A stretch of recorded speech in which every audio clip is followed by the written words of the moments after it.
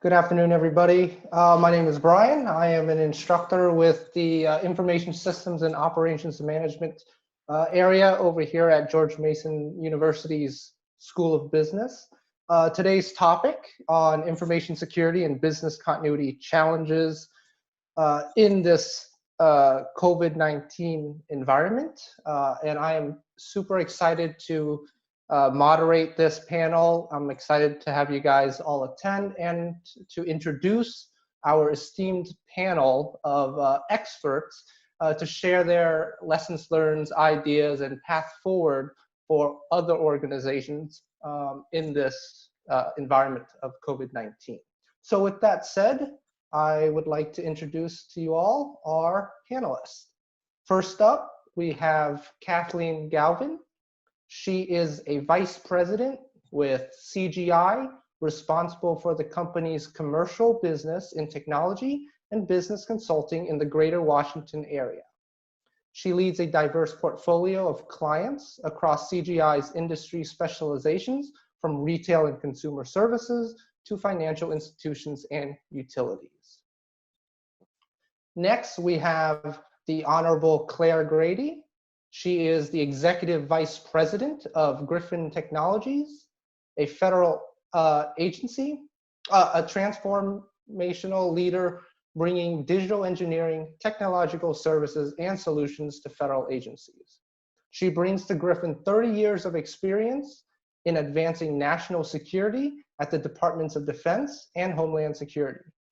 Claire retired from government service as the Acting Deputy Secretary of DHS, where she oversaw department-wide operations of more than 240,000 professionals and a $60 billion budget. Next up, we have Tim Potier. He is a Senior Vice President and Chief Security Officer at Parsons Corporation. His responsibilities include executive leadership and management of Parsons' global cybersecurity and physical security portfolio. In addition, Tim leads Parsons' corporate response management team, which is responsible for managing Parsons' response to the ongoing COVID-19 pandemic. Prior to joining Parsons 7 years ago, Tim was the Chief Information Security Officer for Northrop Grumman Shipbuilding. Tim currently resides in Alabama. Steve Rosser is our final panelist, and he is the president at BecTech, a woman-owned small business providing professional services to national security customers. Steve has over 37 years of experience working in the national security arena with a number of companies, large and small, to include Boeing, L3, Gryphon Technologies, and Parsons. So I, again, like to thank you to our panelists for attending, and we will go right into the first question. So the first question, when did your organization realize the severity of COVID-19 and activate the business continuity plan? And what were the first few activities undertaken? Claire, I will start with you, please. Excellent. Thank you very much. And thank you for that kind introduction. So for us, when we were looking worldwide at what was going on, we probably didn't really get serious about activation of our continuity plans until mid-February. We saw the first cases showing up in Italy late January. First cases in the US from community spread didn't happen until the end of February. So mid-February is probably when we started looking seriously at our plan.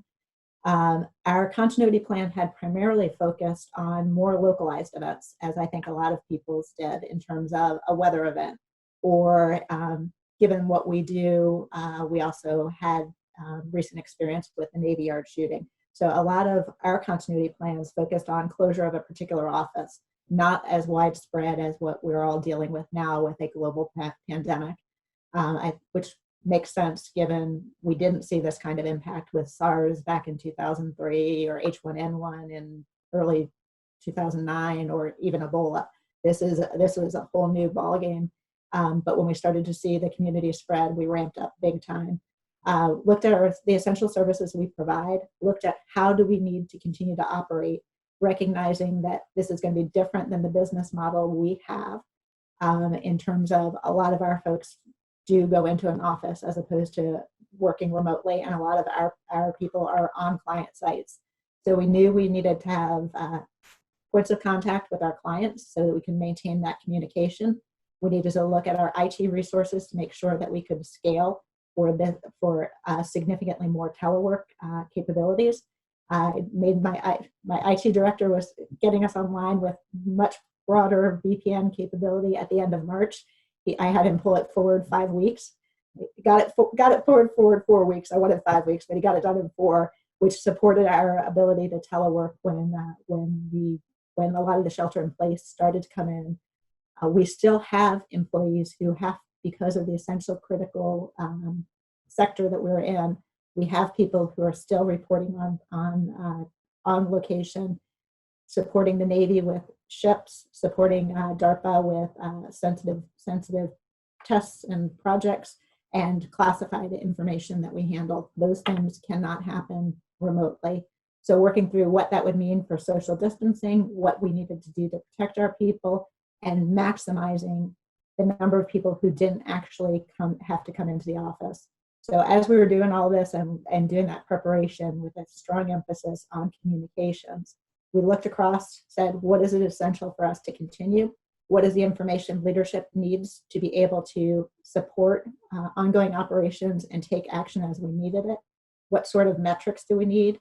We also did testing of our systems in terms of disaster recovery and stress testing our capabilities, and then settled into a battle rhythm of what do we need to hear from who, when, and how are we going to continue to communicate and make sure that business, to the greatest extent possible, would continue in support of our clients, and to make sure that we were making smart decisions about what was coming up next. So we focused short term and then broadened out to look a little bit longer term when it became clear that this was not going to be a week-long incident, that this was going to be weeks, if not months, and making sure that we were ready and prepared to move forward. So it was a lot of using what we had in our continuity plan, but also looking at it from a different lens, given the global nature of what we were dealing with. Thank you so much, Claire. Tim, I will hand it over to you next. Sure, thanks, Brian. And let me state as well, I really want to thank you and the host, GMU, for inviting me to participate in this panel. This is a fantastic avenue to collaborate with everybody involved here. So, and to answer the question, and again, without repeating a lot of what Claire said, because we have very similar paths, business continuity at Parsons is a cross-functional responsibility. So, we have participants from multiple pieces of our business, and it really kind of rolls into our corporate response management function. So probably early January is when we started getting the original, sort of the early warning indicators of threat intelligence coming in regarding the epidemic. At that point, it hadn't been declared a pandemic yet. And luckily for us, we had actually just gone through a tabletop exercise and a stress test of our corporate response management plan associated, believe it or not, with pandemics. And so we had a lot of fresh material right away that we started looking at and saying, hey, look, why don't we go ahead and start leaning forward on this? We really certainly can't anticipate what's going to happen, but we just going through this exercise. We had some great lessons learned, and we started leaning forward with it. So one of the first things that we did was we initialized our corporate response management team. That's not a function that runs 24/7. It kind of operates in the background, but once it's initialized, it becomes a sort of a core primary function and gets prioritized at the top of our business. And so we initialized the response management team about I think it was February 13th. And from that point on, started focusing our daily cadence on the actions that came out of that team. Early ideas, things that we looked at were very similar to what Claire said. We realized that we were going to have a strong need for a virtual workforce. We also accelerated a VPN rollout at Parsons. We have business all over the world, so we had different mechanisms for remote access. We not only stood that up and accelerated what probably was going to be a 3 to 4 month plan into a couple of weeks. We also started leveraging alternative workspaces like AWS, and started looking at Microsoft Teams expansion, WebEx expansion, et cetera. The other area that we looked at, because Parsons has a lot of not just office workers, but we have a lot of field staff as well, was starting to look at a supply chain in terms of personal protection equipment, PPE. Everybody that was paying attention could see that PPE was flying off the shelves, whether it was, N95 mask or, various cleaning and sanitization agents. And those are things that we use as a normal part of our business. And so we got ahead of that curve and ensured that we had sufficient stock of that, before they started flying off the shelves. And then from there, at that point on, it was just following our corporate response management plan. We overly communicated early about what the expectations were from a virtual workforce perspective, and stood up specific portals inside the company, both on social media as well as our web portal, to ensure we were overly communicating our intentions in terms of the response. So otherwise, I think that probably covers it. Thank you, Tim. Steve, I will hand it to you next. Yeah, thanks, Brian. And Brett, thank you for the opportunity. So I think, we're a little bit different because we're a much smaller company. 90% of our employees actually work at a government or prime contractor site.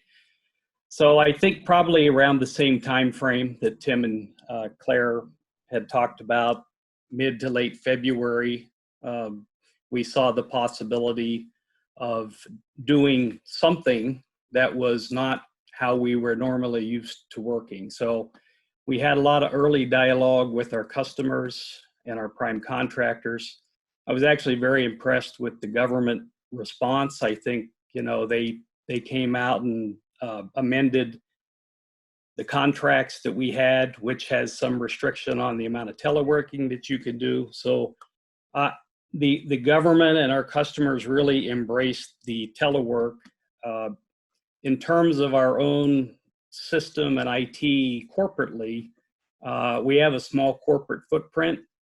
A lot of the work we've done over the last 2 years to improve our infrastructure, which included upgrading our IT system and our network, moving to Microsoft Office 365, utilizing Teams, utilizing SharePoint. We'd been doing that for the last 2 years, and also, trying to get towards the NIST certification, all the safety and security requirements for the system. So we had a good head start, I think, in getting set up from a corporate perspective on systems that we could use in the event of something like this, although I don't think we certainly anticipated this. So, and again, I think as Tim mentioned, constant feedback and information and reaching out to your employees is obviously critical. And to date, we're pretty much 100% teleworking. And so we've been able to maintain our customer work. I think Claire mentioned there's some difficulty in if you're doing classified work, that takes a lot more coordination with customers. It can be done. It's just a little bit harder to do. Thank you, Steve. And Kathleen. I guess I'm going to pick up and piggyback. So CGI is about 78,000 people, and we're global. So we had started to observe this in some of our locations abroad. I think we first began tracking in earnest the spread of the virus in about mid-January, and by late that month, we had walked through our pandemic preparedness response plan and then invoked, same as Tim described, our corporate crisis management team. So they kicked off, I think their first meeting was around the 4th of February. The earliest steps we took were a lot like what Claire described, and Tim and Steve. We made sure we had appropriate licenses to cover the full range of CGI employees for our conferencing and for VPN. We tested our remote connectivity. We began to do things like making sure laptops went home at night so that people would be ready and prepared once a work interruption came or a travel interruption. And then we started to look at our engagements and to revisit the categorizations of those that didn't support remote work so that we could start to problem solve and troubleshoot in that arena. The other thing CGI did was they issued social distance guidancing from the corporate team. We began a regular crisis management communication that came out through a formal, recognizable channel. Additional warnings about phishing and things like that were apt to happen in an environment like this where people let their defenses down. There were travel restrictions issued very early on. So there were countries that were selectively restricted for CGI travel, and ultimately within a matter of a very short period of time, we restricted international travel, non-essential business travel, and now essentially we've restricted almost all travel. I guess the only other thing we did that comes to mind right off the bat, we did enhance some of the facility cleaning early on in this in terms of disinfecting common surfaces and things like that. And we had we made sure that our offices around the world were adhering to local guidance where it was going to be local restrictions or directives that were coming out from government organizations to make sure they were attending to that. Thank you, Kathleen. So it's nice to see, all 4 organizations, they had some sort of starting point of a plan and then reacting to the COVID pandemic as it adjusted and as it became more and more serious. So thank you for that. So before we go into these individual questions for each one of you, I just wanted to remind the attendees out there that we do have a Q&A session at the end of this. So if you have any questions that you would like us to ask the panel, please go ahead and use the Q&A feature at, I think, bottom right of your screen. All right. So Kathleen, I will start with you. Given your diverse portfolio in retail, consumer, and financial services, how did your BCP account for the different types of clients? So I think at some level, our business impact analysis is industry agnostic. So all of it is going to lead with data. And what we essentially do is we collect information on each of our engagements. So we look at the client that we're serving, the number of members, we call them personnel, who are working on any given engagement, what the locations are, what facilities they're working in. So all of this data is captured across all of our key accounts and really across our footprint within the US and abroad. And then we track our commitments that we have to individual clients. So we may have specific contractually committed recovery time objectives. All of those kinds of things start to get factored into managing across our risk profile and prioritizing the work that we have to undertake. And you can imagine that for financial services clients, as an example, they're going to have a high bar on data protection and access controls, as well as application performance and uptimes. So we make sure that we've got rigor in place to deal with the commitments that we've made. And then we found in a number of cases, we had clients who were having to adapt very quickly. So I think you've read in the press about a number of healthcare organizations that were targeted off the bat with ransomware and things like that. So we stepped up the services we were providing to hospitals to help them protect against ransomware and phishing. In other places, it would be more the business disruption side of things. So we were trying to deal with, on the retail side, for example, standing up web stores for restaurateurs and others who didn't have those in place, putting in place some just really rapid response mechanisms, so voucher systems so that people could support local businesses in their communities. We do a lot of work in things like click and collect and delivery. So on the grocery front, we had, I think my colleagues in France did 91,000 orders for grocery picking through one of our systems in a single day. This week, they did 92,000 the following day. So that kind of uptick in activity tends to be targeted based really on what our clients need and where they're looking for additional support. And then finally, I think I would say we've had some clients and some companies and organizations with whom we hadn't yet been working who came to us to say our end suppliers, our current providers, are not able to meet the commitments either based on their geographic distribution or the remote virtual access. And in those cases, we've stood up call centers, help desk type facilities, things like that, either to augment the existing system or to step in and replace existing systems for our clients to make sure that they had everything they need to continue their business. Thank you for that, Kathleen. Next question goes to Steve Rosser. As a small business, how is your organization responding to this pandemic?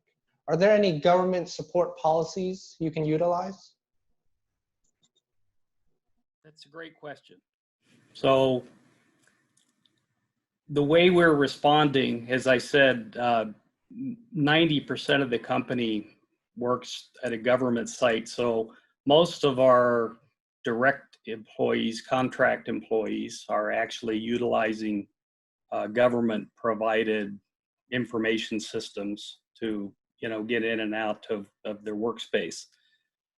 In terms of what we're doing corporately, I'm the CEO and I, and we have a small corporate footprint. I mean, we're certainly not CGI. We have, I think, a team of 5-6 people in the corporate office. So we're very small.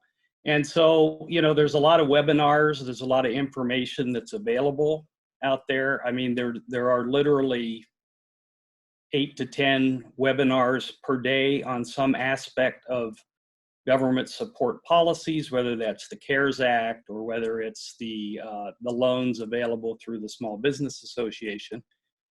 We did, as a small business, while we're 100% teleworking, we have had some impact in that we had some employees that were supposed to start work in late March.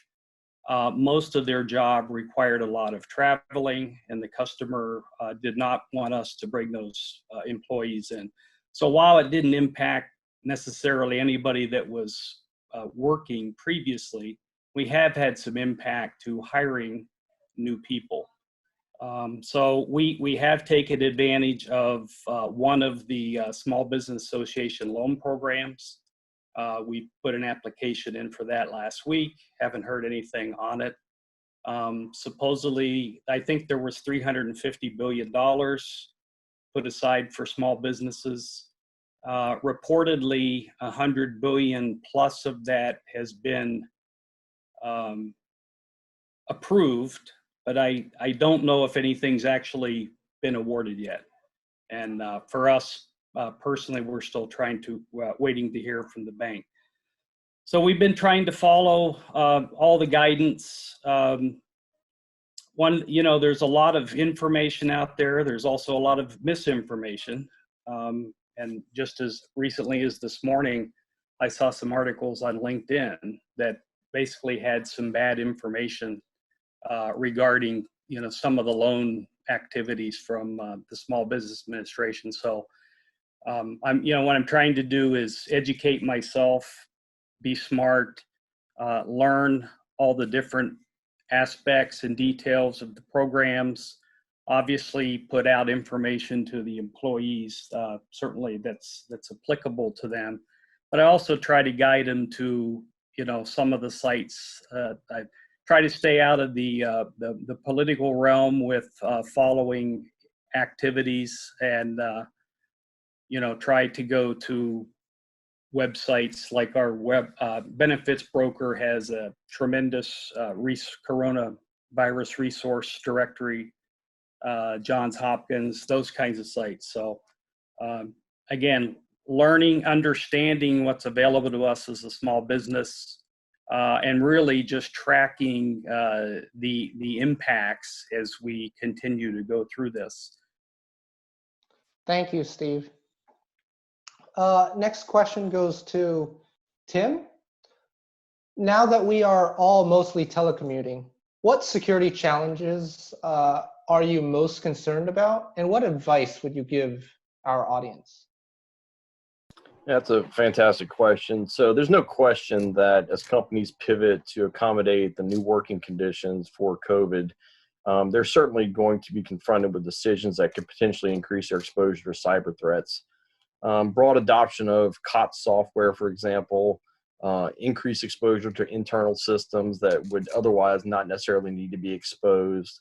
And quite honestly, cyber criminals exploiting the general panic surrounding this pandemic present risks to organizations globally. So working from home, there are probably, there's a laundry list of risks associated with that, but I wrote down a couple here that I'd like to share just to keep in top of mind. One is threats associated with unsecured data transmissions and data processing. So a lot of people not using VPNs or using third-party VPNs that are not necessarily trusted or endorsed by your companies, or using personal assets, personal laptops, personal phones, as opposed to corporate assets, all present risk. Also, the issue of what I call the human firewall. So what risk mitigating behaviors would you normally, employ on a day-to-day basis that may be lapsing due to any sort of physical or psychological pressures associated with the pandemic? People are a lot more susceptible to phishing emails. So if you're desperate for information and you see links coming across that might provide you that information, it's certainly enticing to click on those. And so phishing has certainly seen an uptick across the board. There's some complacency associated with being in your personal workspace, right? Working from home, you may feel a little bit more comfortable, may not employ the same level of security control that you would in an office, for example, locking your workstation when you walk away, having conversations with folks that are not employees of your company, or they're maybe not authorized to hear those conversations. That's the frequency of that's going to increase, certainly. And then probably just, I'd seen a lot of pressure. I think, I think it was Claire or maybe Kathleen. I think it was Kathleen that mentioned that the public sector organizations, their IT networks, their externally facing services are getting battered right now by cyber criminals and by legitimate users trying to collect information. And really the continuity of their websites could potentially mean life or death to some people. So understanding that those services that are exposed externally are at a higher risk. And so in terms of, I guess answering the question of what would I recommend, I can certainly provide later a list of recommendations. There's no shortage of them out there if you search for them. But the ones that at least at Parsons that we did early on and we're focusing on is, well, number one is realigning our cyber resources. Obviously in a cyber portfolio of a company this size, there are probably some 90 discrete services that we deliver on a daily basis, but prioritizing the ones that are more important in this environment, for example, cyber operations and monitoring, and not necessarily chasing some of the lower risk items that we would routinely chase as part of our normal practice. That's number one. Two, I think everybody's talked about this, is over communicate training and awareness. Not only just spreading information about the pandemic and the health and safety concerns associated with it, but we have an entire team, line to spreading cyber awareness and understanding the risk associated with the current working conditions. Another one is, I wrote down here, test, right? So we were lucky right before this pandemic happened, we were conducting a tabletop exercise, but we do those routinely. We tabletop our crisis management, our business continuity, our facility continuity plans routinely. And, if you don't routinely test, take this opportunity to do so. Take this opportunity to match against your business continuity plans the real life events that are occurring right now, and whether or not you've accommodated for them in your planning.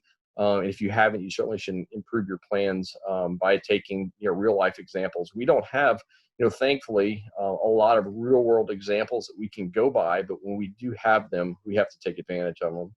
And then lastly, I would say, and it's sort of evaluating your risk tolerance. So as the chief security officer, my risk tolerance is pretty low when it comes to taking cyber risk. And but what I found in an environment like this is that you're being asked to really consider the risk associated with certain software, certain hardware, working arrangements, and I would say there's a lot of pressure on security representatives and officers of companies to maybe be a little bit more lax in a time like this. And I think there's some measure of flexibility that has to be offered here, but at the same time realizing that the cyber criminals out there are just waiting, and they're anticipating companies loosening their controls to accommodate their workforce and looking to exploit that. So you've just got to be mindful of it. Thank you so much, Tim. And next up, we have Claire. Claire, as a former public official and a current corporate executive, can you give us any insight into how the government's BCP will affect the current and future work for both civilian and contract workers during this time of the pandemic? Certainly. So this is something that the government does well and practices for. I was in a pandemic response exercise at the White House last February. I left federal service in April. So it's something that the government looks at and plans for and recognizes what essential services they need to continue to provide. One of the things that sometimes gets lost when you look at an emergency response, whether it's a hurricane, a fire, a flood, or a pandemic, is the federal response. It's entirely focused on working itself out of a job. Basically, the federal resources come in when local and state are overwhelmed. And so you always talk about emergency preparation and response and recovery, about being locally executed, state managed, federally supported. And the idea is federal government does not know what will best support locally. The local officials are the people who best know what's going on the ground, have the best information. And that's why you'll always see emergency responders, whether it's coming from FEMA or HHS, listening to local authorities. And that's why you see local authorities issuing different shelter-in-place, different curfews, different restrictions. They're looking at what they need to do based on the current situation on the ground where they are. The federal government has tremendous resources which it can flow and help coordinate. Obviously, parts of the government do that a little bit better than others, ones who exercise it a lot. For example, Department of Defense. Defense Logistics Agency, Army Corps of Engineers are phenomenal in terms of being able to quickly respond and move capability and track large-scale deployment of resources and people. And coordination is one of the most difficult things in any emergency response, let alone a response of this magnitude. And in this instance, we're not just looking at a localized or even national response, it's a global response. So coordination of resources and making sure those resources are prioritized and go where they're most needed. I won't give specific examples from this because it can easily get controversial, but I'll go back to the oil spill in Deepwater Horizon. We had individual parishes within Louisiana fighting over who got much boom to contain the oil spill. And you just want to rise above that and make sure good information is informing the allocation of resources. And the government really does have good coordination response. FEMA's National Response, NRCC, National Coordination Center, has representation from all involved entities. It's a great operations center that pulls together a lot of information. But one of the things that we learned from the responses back in 2017 is need to listen more to private industry. Private industry has a lot of good intelligence relative to what is actually happening, what resources are available, lead times, ability to ramp up. And so seeing that engagement with private industry is absolutely critical for supporting a really robust national response to what is a global problem. And they have great people working associated with it. Pete Gaynor over at FEMA, Todd Semonite over at Army Corps. You really have some top-notch people who are stepping up to the challenge. And then just piggybacking on what Kathleen and Tim had both talked about, the cyber. Cyber is at the forefront.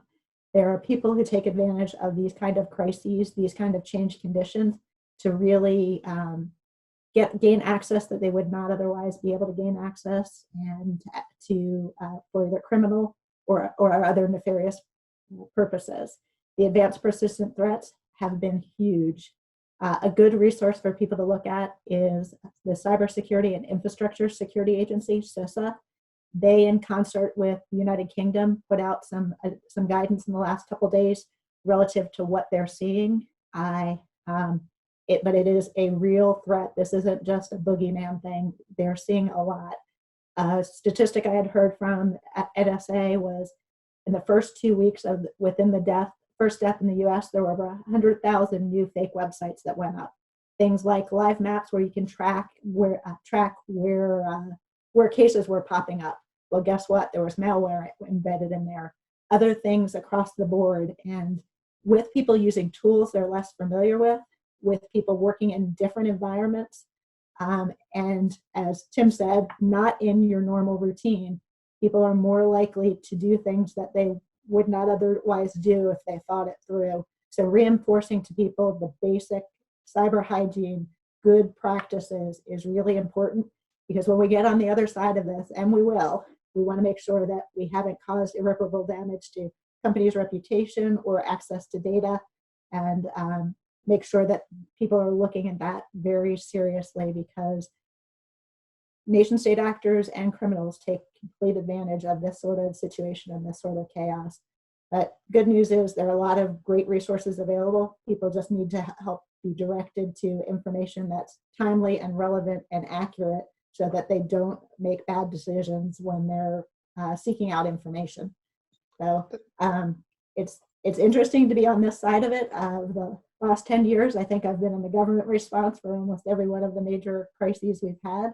But it's nice to see the coordination, and it's been interesting to be able to apply some of my lessons learned from this perspective and look at it and see how the federal government's pulling together. But you see some tremendous people who are doing amazing things to keep our nation safe, whether they're healthcare workers, whether they're police officers, whether they're firemen, whether they're people who are making sure our airports stay safe.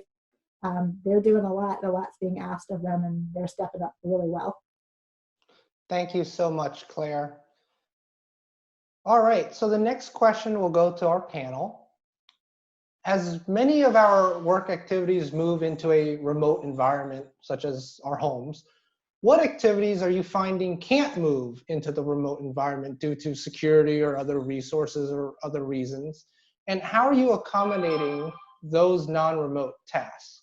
And Kathleen, I will direct the question to you first. Thanks, Brian. So I think for CGI, first of all, safety is a key priority for us, and most of our work can be performed remotely without inhibiting security or the execution of the tasks that we have. So I would say that kind of off the bat, the majority of the work that we're doing can be supported with our virtual infrastructure, and that includes various kinds of teleconferencing and the types of things that Tim was alluding to, where we have to take care. And another thought on that in just a moment. We do track and manage, so using badge access and other kinds of things, we track and manage any employees that are going into CGI facilities. So we know exactly what the counts are, what the reasons are, and it has to be reason-based at this point to go into a CGI facility. And we do need to have some presence at select client locations. And again, it's very much controlled. And we go back to those business impact analyses and the individual client engagement plans and manage it in that way, really with the idea that we have targeted action plans to minimize risk to employees, minimize any risks that we could introduce in a client environment in any way. And we've got obviously lots of protocols for people who may be exhibiting symptoms and things like that play out. One of the points I wanted to make is that CGI, one of the early steps we took was we issued restrictions and guidance, and I've seen a question come up on some of the preparedness steps you can take, but on popular teleconferencing applications. So we've identified those that are acceptable for using within the CGI work exchange, and our mix happens to be WebEx, Digicast, Teams, and Slack. We have constrained use only if it's client initiated and without exchanging any secure information or confidential information on platforms like Zoom and GoToMeeting that have had a bit more, at least assertions of exposure recently. So we've tried very much, I think, to control that very small population within CGI that's actually going to a facility, and then to take steps to minimize the risk that are attending to that. Thank you, Kathleen. Claire? So we've taken similar steps. We have probably about 200 or about 10% of our population that, because of the nature of the work that they do, they physically need to be on premise with the client, whether it's for a variety of different reasons. And what we looked at, and all of our clients have been exceptional about making sure that we are all keeping our employees as safe as possible. And at the forefront of every decision we make is what will keep employees safest. Some of the work is critical in supporting national security and just can't be deferred. And so that's the work that we continue to do. And associated with that work, we're looking at things like increased cleaning, increased separation, adding additional shifts so that you have better separation across things, doing things that not very popular, but we're doing to keep people healthy, like we don't have coffee pots, we don't have communal food, the frequent washing of hands, screening for symptoms, being very proactive about making sure that if anybody thinks they've been exposed or potentially showing any symptoms, they do not come in and potentially expose others. And that's been a consistent message that we've had through our communications in terms of making sure that people are putting their safety and health and the safety and health of others at the forefront when they move forward. So those are the things that we had worked through, and it's really trying to encourage people to exercise good behavior. And we've been trying to encourage them to exercise good behavior, not just in their work life, but in their personal life, because we want everybody coming out on the other side of it and coming back to work healthy and strong. So not a whole lot to add to what Kathleen said, because we adopted very similar measures. Thank you, Claire. And Tim, I'll hand it over to you. Sure. Like Kathleen and Claire, so we have a small subset of our population that has to be on premise, whether it's in a facility that we own or a customer location. And our customers have been likewise fantastic at making sure that they keep health and safety at the forefront of what we're doing. So what I'll do is I'll address the question from an internal security perspective. Almost everything that we can do, just similar to our employees, can be done remotely. And so we have security operations centers that are normally staffed in person by analysts and leadership. And they found, we decided early on to virtualize those. And we tested it early on and found that it worked really well. And so we made a decision early on to go ahead and virtualize the SOCs that we maintain. And I think what we found is that everything that we can do, the tools that we use, the monitoring that we conduct, can be done virtually. We have seen a little bit of a hit on camaraderie, not having everybody in the same room at the same time, being able to collaborate on incident response. Takes just a little bit longer to accomplish, but we've tried to offset that by the promotion of video conferencing tools, whether it's Teams or WebEx, to really give that face-to-face presence, make it feel like you're in the same room with a group of individuals, your partners and teammates. And I think that's worked very well for us. So, trying to maintain that culture at a distance is key. And it's something I think we've done a really good job at. So, I mean, from a security perspective, the reality is we can be as effective remotely as we can being in the same room. Thank you, Tim, for that perspective. Steve, I'm going to hand it over to you now. So most of our work we have been able to do remotely. I think, as I mentioned earlier, there's a couple specific areas that make it a little more challenging. Obviously, if you need access to classified networks, people don't have those at home.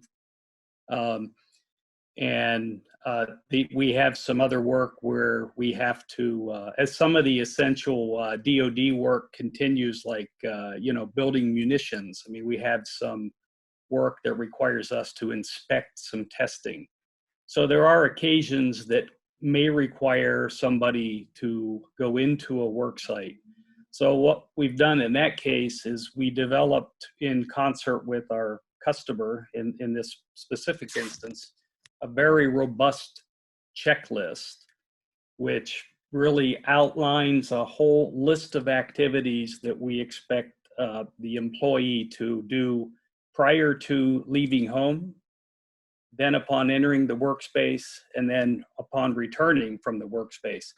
And so it's all got to be pre-approved by both government and also the contractor site where we're all co-located with the government in this case.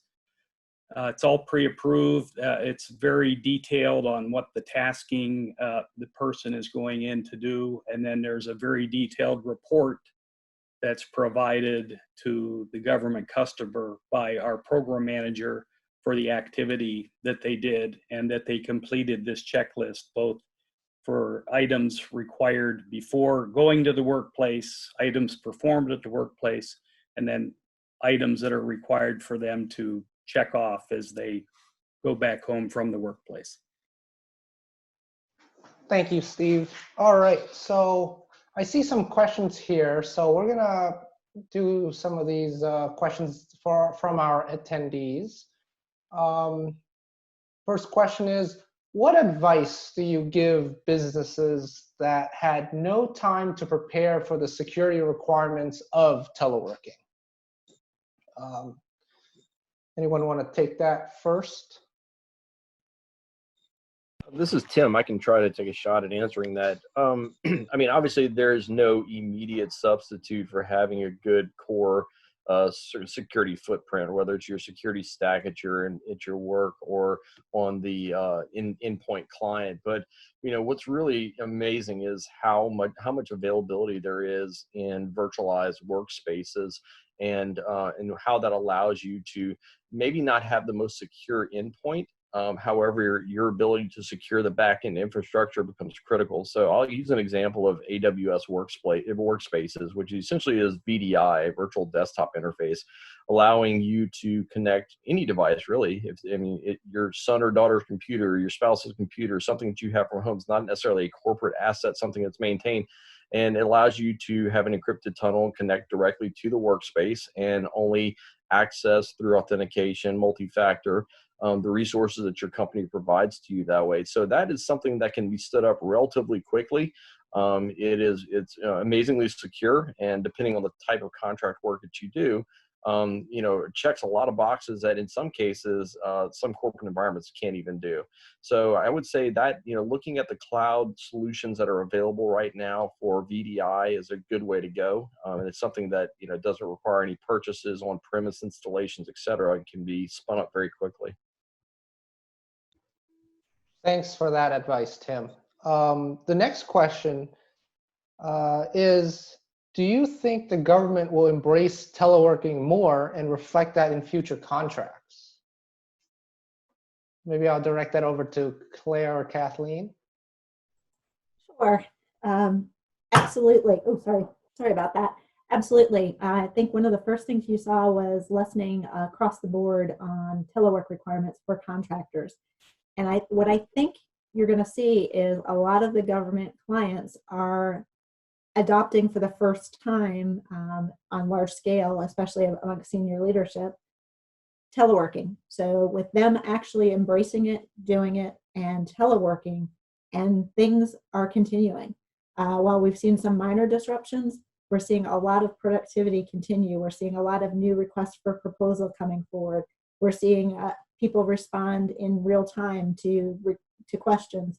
We're not seeing a gap in communication or a drop in terms of productivity associated with people not physically being on site. And so I think this is going to actually reinvigorate the use of telework across the government, and then a greater receptivity for that from an industry perspective. It used to be, I cannot physically see and touch you, you must not be doing important things to support me. And now with the collaboration tools that are in place and that can be used, I think you're going to see much greater usage of those. But associated with that will come the requirements to make sure that we're protecting data, controlled unclassified information, et cetera, making sure that the tools can match and safely protect the information that is essential to perform that work. But I think this is going to be a turning point associated with how the government views telework, and something that wouldn't have been possible if it was just a 1 or 2 day event. This is going to be a multitude of weeks, which means people are going to actually work through challenges and start to think about things differently. So it won't be universal, but I definitely think that you're going to see much, much greater acceptance of teleworking by government employees, and acceptance of teleworking by those who support and enhance their mission and deliver products and services to them. Thank you, Claire. Does anyone have anything else to add to that question? Brian, this is Steve. I would just say that from my discussions with both my employees and also customers, I think everybody is actually pleasantly surprised by the capability to telework, and in a positive way. I don't think, it would be interesting if this had happened 10 years ago. We might have a completely different scenario, but I think the speed at which new technology and secure technology is available certainly has made this, I think, in some respects, a little bit easier than a lot of people thought. And so I think that, to Claire's point, I think there's probably going to be a recognition from the government that, you know, I think we had a 10% telework clause in our contract. And so I think there might be some recognition that, you know, it's certainly possible and feasible to be able to work a number of contracts, especially if they're professional services related like we do, that you can really accommodate more than 10%. Thanks, Steve. And I think we have time for one more question, so I'll end it with this.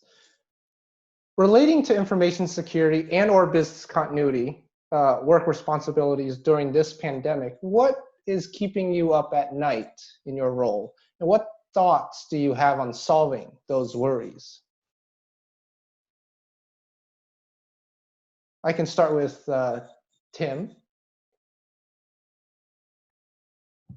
Sorry, I was trying to find the mute button there.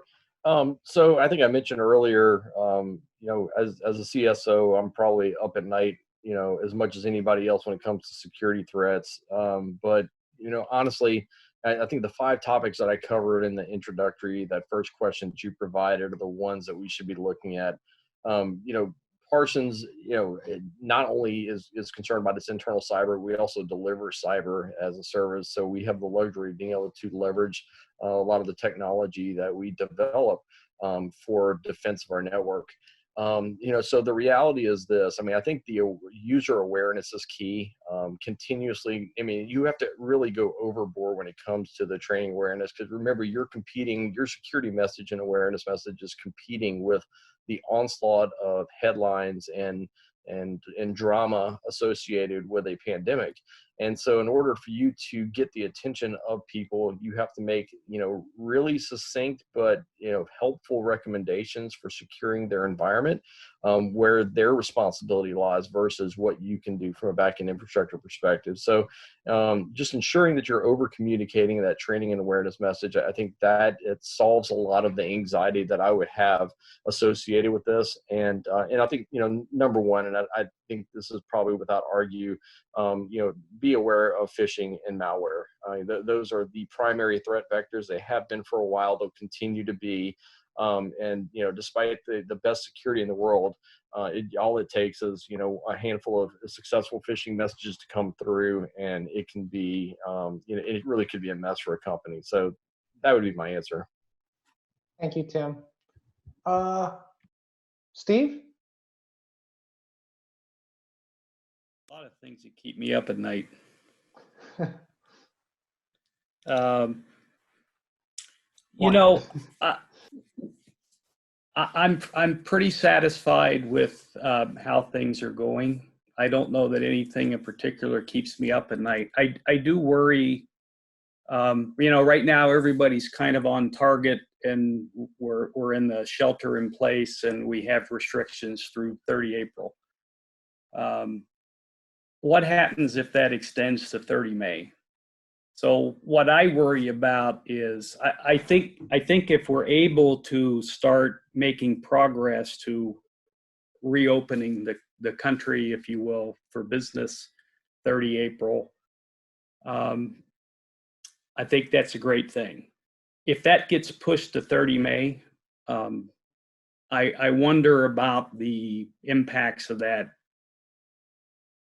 extra month that we're sheltered in place. And I'm not necessarily saying that from a work perspective, but it's more from, you know, I think there's some psychological aspects of working from home and, you know, being able to get out and do things. So that's more what I worried about, as opposed to anything specifically that's happening right now.